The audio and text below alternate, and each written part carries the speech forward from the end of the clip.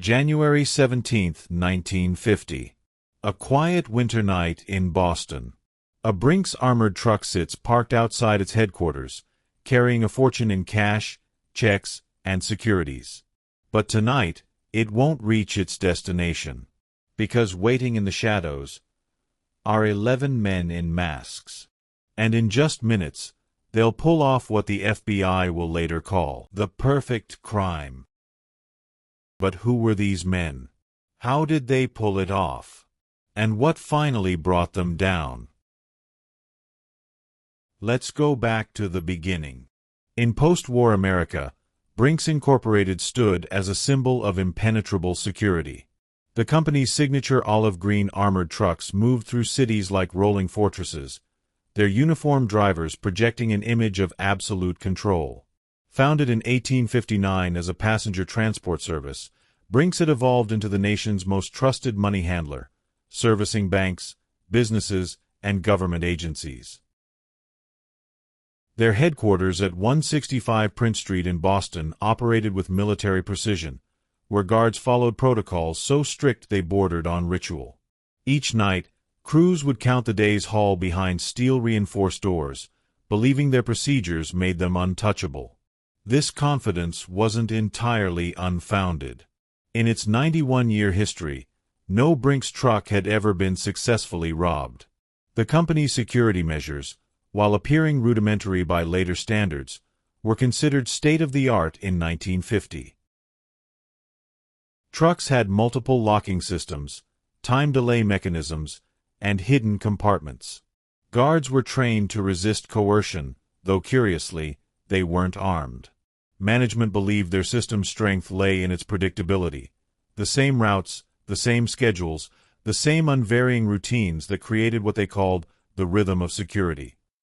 What Brink's executives failed to recognize was how this very predictability created their greatest vulnerability. The company's rigid adherence to routine made them perfectly predictable to anyone patient enough to observe. Their security audits focused on external threats, smash-and-grab bandits or desperate criminals, never considering that professionals might study them long-term. This institutional blind spot would prove catastrophic. The Prince Street facility's physical security also contained surprising gaps. The garage where trucks parked overnight had no alarm system. Guards carried no weapons beyond flashlights. The building's rear entrance, used by employees, lacked surveillance cameras, a technology then in its infancy. Most remarkably, the secure counting room where millions were tallied each night had windows facing a public alley, allowing direct observation from nearby buildings. Brink's greatest miscalculation was psychological.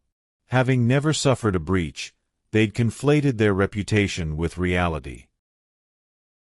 Industry publications frequently cited Brink's perfect record as proof of their system's effectiveness, creating a dangerous feedback loop.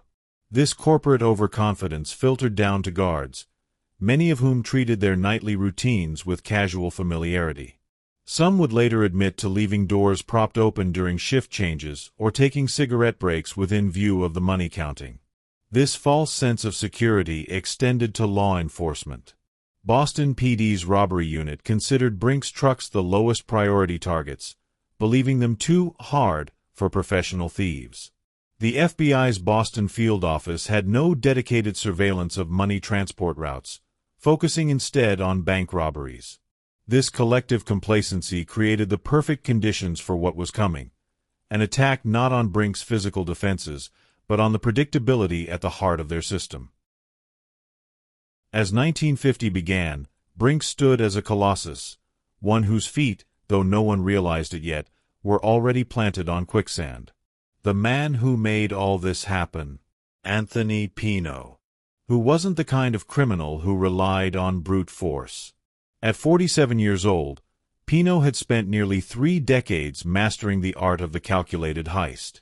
Unlike the flashy gangsters of the Prohibition era, Pino operated in the shadows, patient, methodical, and ruthlessly efficient. His nickname, Fats, belied his sharp mind. He was a strategist, a man who understood that the greatest robberies weren't about guns or violence, but about precision and timing. Pino's criminal education began in the 1920s, when he ran with Boston's Winter Hill Gang. He cut his teeth on small-time burglaries before graduating to bank jobs, learning from every mistake. By the 1940s, he had developed a philosophy. The best heists don't happen in minutes, they happen in months. Most thieves looked for quick scores, but Pino studied his targets like a general planning an invasion. When he first considered robbing Brink's, he knew it couldn't be rushed. This wasn't a bank with a single vault, it was a moving fortress with layers of procedure. So he assembled a crew of 10 men, each chosen for specific skills: lockpickers, drivers, strong-arms, and inside men. Among them was Joseph O'Keefe, a seasoned safecracker with a volatile temper, and Stanley Gusciora, a getaway driver who knew Boston streets blindfolded. Pino's plan was simple in theory, intricate in execution: disable the guards, take the money, vanish without a trace. But to pull it off, he needed to know Brink's better than Brink's knew itself. For 18 months, his crew conducted surveillance. They memorized guard rotations, noting that the night shift always parked the truck in the same spot at 6:45 p.m. They discovered that the secure counting room had an unguarded side door. They even learned which guards smoked during breaks, leaving the truck momentarily unattended. The most chilling detail? They practiced the heist in a rented warehouse. Pino had blueprints drawn up, rehearsing every movement: how long it took to tie up the guards, how many bags they could carry in 7 minutes, even where to stand to avoid leaving fingerprints. They wore replica Brink's uniforms to test reactions. One slip-up, one moment of hesitation, and the whole operation would collapse. But Pino had an advantage: Brink's arrogance. The company had never been robbed, so they assumed they were untouchable. Their guards weren't armed. Their trucks had no silent alarms. Their biggest security measure was their tight routine, which Pino knew was the easiest thing in the world to exploit. As January 1950 approached, the plan was set. The crew was ready. All that was left was to wait for the perfect night, one cold enough to keep witnesses indoors, but clear enough for a clean escape. For Pino's crew, the BRINK'S robbery didn't begin on January 17, 1950. It began in July 1948, when they started their quiet invasion of the Prince Street garage. Their first task was blending in. Boston's North End was a bustling district, full of delivery men, dock workers, and factory employees. Pino's men became part of the scenery. Some posed as construction workers, repairing a building across from Brink's for weeks. Others sat in parked cars, pretending to read newspapers while counting guard shifts. One even got a job at a nearby diner where Brink's employees ate, listening for careless chatter. They documented everything: how the night crew always parked the truck at 6:45 p.m., then spent 10 minutes counting money before leaving. The garage door had a 3-second delay when closing, just enough time to slip inside. They identified which guards were last, which ones took shortcuts, which ones might freeze under pressure. One guard, Jimmy Faherty, always took a cigarette break at 6:30 p.m., leaving the truck unguarded for exactly 4 minutes. Another, Thomas Lloyd, had a habit of propping open the side door during shift changes. Pino didn't just observe, he tested Brink's defenses. Once, a crew member accidentally bumped into a guard, testing his reaction time. Another time, they staged a fake altercation outside the garage to see how long it took police to respond. Each experiment confirmed the same thing: Brink's was a fortress with its gates wide open. By December 1949, they were ready. They had floor plans, timetables, escape routes. The only thing left was choosing the right night. On the fateful night, the temperature hovered at 12 degrees Fahrenheit when the Brink's truck returned to its Prince Street garage on January 17, 1950. A light snow had begun falling in Boston, The kind of weather that kept pedestrians moving quickly and police officers near their patrol cars. At precisely 6:45 p.m., as they had done every night for years, the 5 Brinks guards parked their truck and began unloading the day's haul, over $1.2 million in cash and over $1.5 million in checks and money orders, equivalent to over $30 million today. Inside the garage, the routine was always the same. Guard Thomas Lloyd would unlock the rear door while Joseph Banfield counted the bags. Anthony Pino's crew knew this ritual better than the guards themselves. From their surveillance post across the street, they watched through binoculars as the men carried the heavy money bags inside. At 6:52 p.m., just as guard James Faherty stepped out for his customary cigarette break, 11 figures emerged from the shadows. Dressed in identical navy peacoats and wearing grotesque rubber Halloween masks, a deliberate choice to prevent identification while avoiding the suspicion that ski masks might draw, the robbers moved with precision. The first team entered through the unguarded side door while the second group cut off potential escape routes. When guard Edward Trahan looked up from his counting, he found himself staring down the barrel of a .38 revolver. "Don't move and you won't get hurt," one robber whispered. The entire takeover took less than 30 seconds. The guards were bound with rope and gagged with adhesive tape. The robbers worked in complete silence, communicating through hand signals they'd rehearsed for months. One team loaded the money bags into a waiting truck while another wiped down every surface they'd touched. At 6:59 p.m., just 7 minutes after entering, the last robber exited the garage. The entire operation had been executed with such clinical efficiency that neighboring businesses reported nothing unusual. The getaway vehicle, specially modified with reinforced suspension to handle the weight of the loot, disappeared into Boston's North End. By the time the bound guards worked free and alerted police at 7:30 p.m., the robbers had already divided the money and burned their disguises in a prearranged location. The robbers left behind only 3 pieces of evidence: a chauffeur's cap, a single rope fiber, and 1 partial footprint in the snow. They avoided using the Brinks truck itself, knowing its movements would be tracked. Every robber carried a cyanide capsule, not for the guards, but for themselves if captured. The actual cash taken weighed over 1,200 pounds, requiring precise weight distribution in the getaway vehicle. J. Edgar Hoover personally took charge of the Brinks investigation within hours of the robbery, declaring it an attack on the American way of life. The FBI's Boston field office became ground zero for what would become the most extensive investigation in the Bureau's history to that point. Yet for all their resources, Hoover's men made critical errors in the first 48 hours that would haunt the case for years. The first mistake came at the crime scene itself.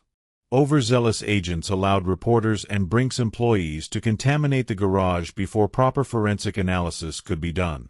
The single most promising lead, the chauffeur's cap, was handled by at least 6 different people before being bagged as evidence, destroying any hope of usable fingerprints.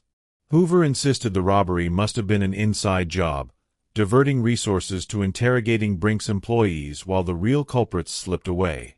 For 3 weeks, FBI agents administered polygraph tests to every Brinks guard and accountant, wasting precious time. Meanwhile, Pino's crew had already laundered the first $200,000 through Boston's underground gambling parlors. The Bureau's forensic team made another crucial oversight.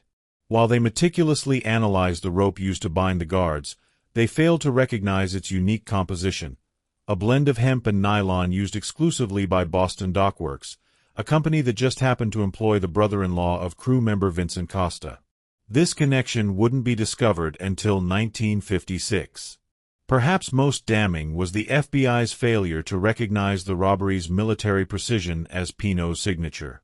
The Bureau had a file on Pino dating back to 1934, with notes describing his meticulous planning and patience in stalking targets.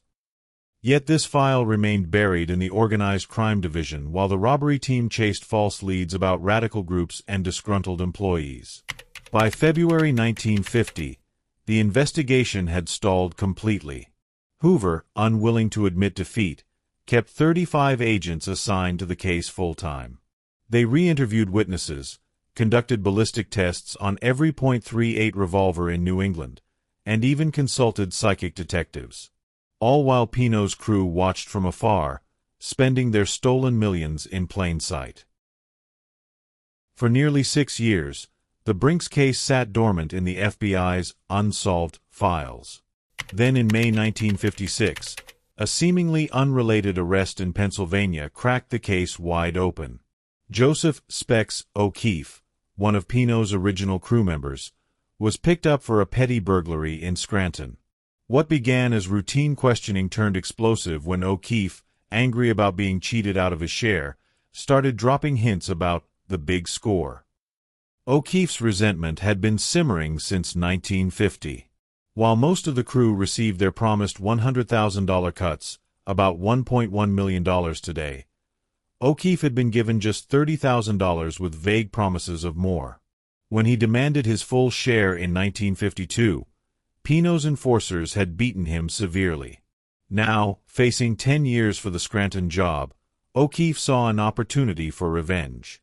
His initial statements to Pennsylvania State Police were deliberately vague, with him saying, "I know things about the Brinks job."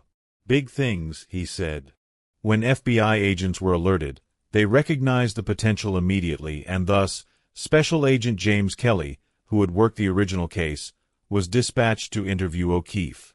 What emerged was a stunning confession, not just of the robbery, but of its meticulous planning. O'Keefe provided names, dates, and locations that only a participant would know. He described the rented warehouse where they practiced. He identified the exact type of Halloween masks they wore. Most damningly, he revealed where $50,000 of the stolen money was buried, in a sealed tin beneath a tree in rural Foxborough, Massachusetts. The FBI's excavation of the Foxborough site became a media circus when reporters got wind of the dig. As cameras rolled, agents unearthed the tin containing $49,950 in slightly decomposed bills, the first physical proof connecting O'Keefe's story to the crime. The serial numbers matched the Brinks records perfectly. With O'Keefe now cooperating fully, the FBI moved quickly to arrest the other suspects. Pino was picked up at his home in Revere on June 5, 1956. The other crew members were rounded up within weeks. All maintained their innocence, but the evidence, including fingerprints finally matched to the chauffeur's cap, was overwhelming. Some of the core breakthroughs of this case includes O'Keefe's detailed knowledge of the money-wrapping procedures, his accurate description of the garage's interior layout, the recovered money's condition, still bundled in Brinks straps, matching fingerprints from the crime scene to 3 crew members, and the testimony from a fence who had handled some of the stolen securities. The downfall of Pino's carefully constructed operation came not from police work, but from the oldest criminal weakness: greed. The haul should have set all 11 men up for life.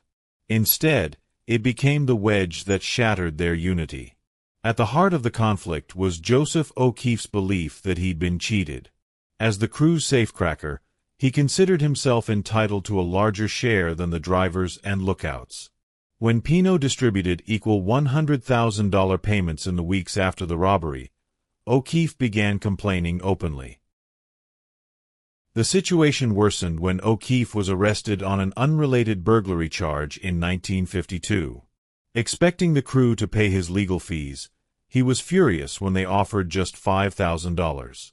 "I risked my neck same as everyone," he reportedly shouted at Pino during a heated meeting in a Revere diner. Pino responded by cutting O'Keefe off completely. What followed was a bizarre criminal Cold War. O'Keefe began dropping hints to associates that he might talk.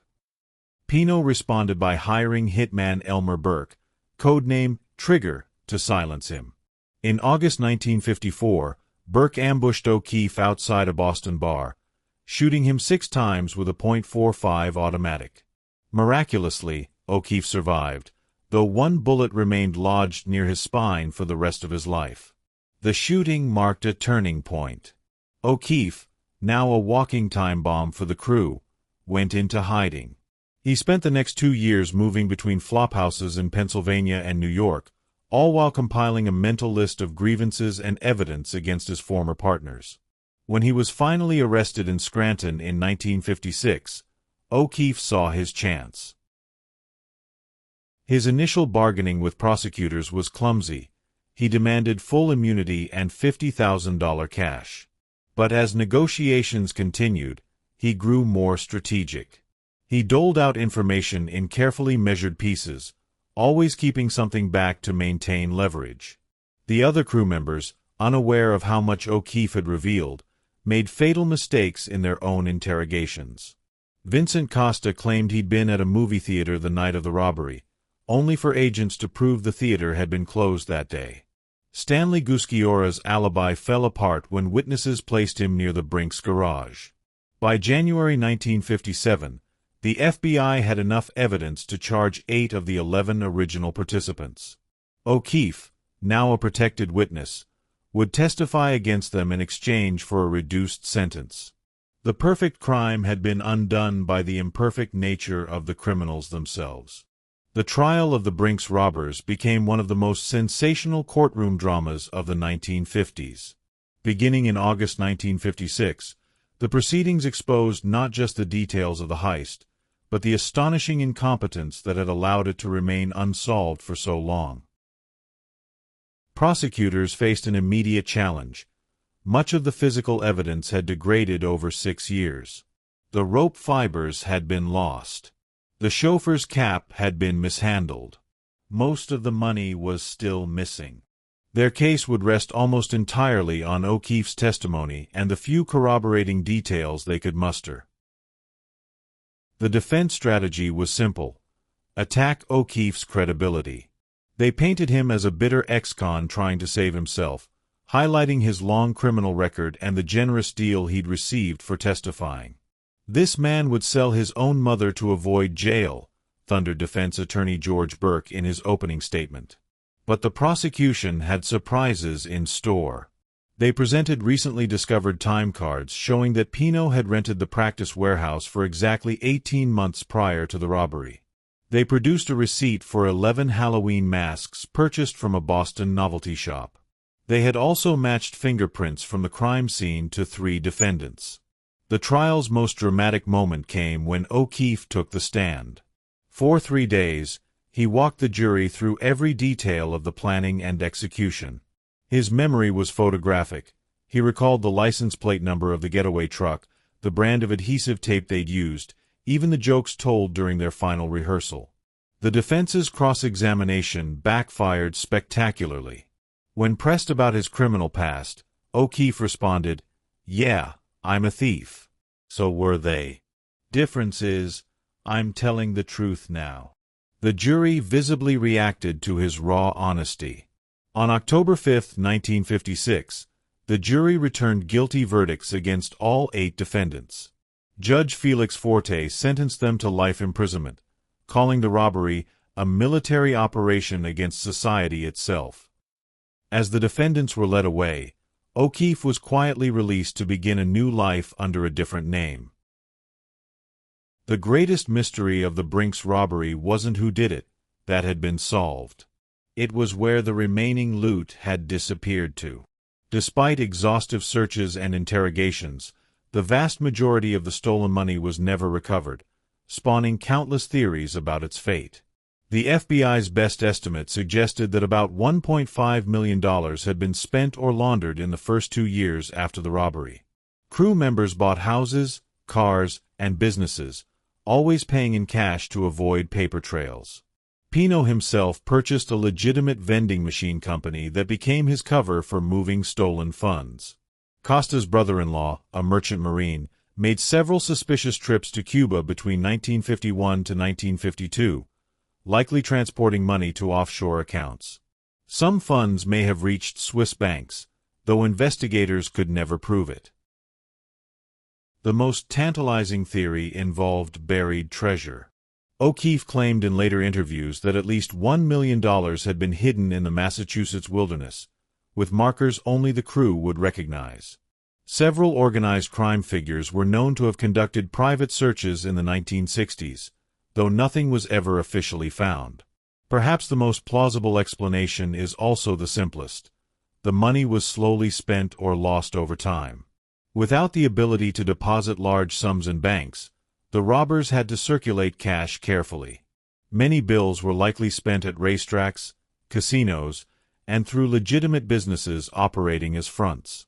The BRINK'S robbery didn't just make headlines, it rewrote the playbook for global security systems.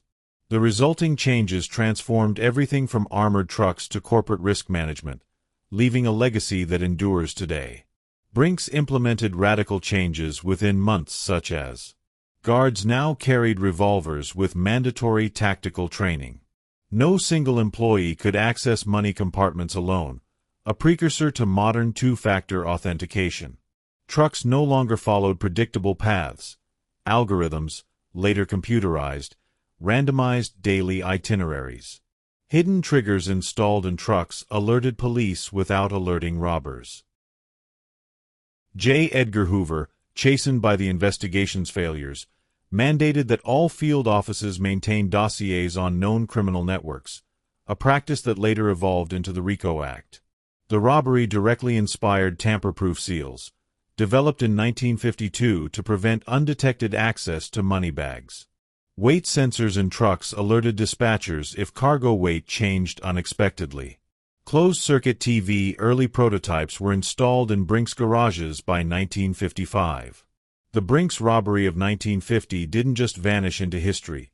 It etched itself into the lives of everyone involved, leaving behind broken men and unanswered questions. Unlike Hollywood heist movies where criminals ride into the sunset, the real story ends in prison cells, early graves, and one last shocking twist. Pino served 17 years in federal prison before being released in 1967, a shell of the criminal genius who once outwitted the FBI. He returned to Boston, where he lived quietly under surveillance until his death in 1985. His final words to a reporter? "I should have taken the money and sailed to Brazil." After testifying against his crew, O'Keefe entered witness protection, but his past caught up with him. In 1960, he was gunned down in a St. Louis bar fight, seemingly over a $50 poker debt. When police searched his apartment, they found $22,000 in BRINK'S bills hidden inside a hollowed-out Bible.